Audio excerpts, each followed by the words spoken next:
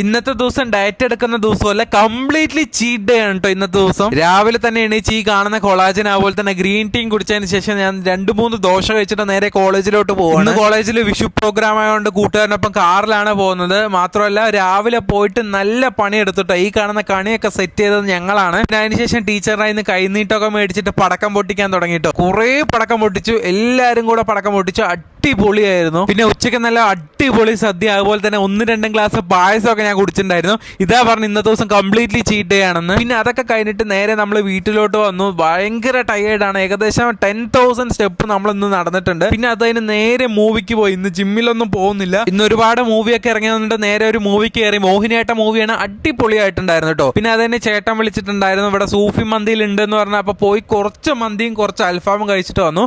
അപ്പൊ ഇന്നത്തെ ദിവസം ഇത്രയേ ഉള്ളൂ. അപ്പൊ അടുത്ത ദിവസം ഇതിലും നല്ലൊരു ഡയറ്റുമായിട്ട് ഞാൻ വരുന്നതായിരിക്കും. അപ്പൊ അതുവരെ എല്ലാവർക്കും ഒരു ഗുഡ് ബൈ.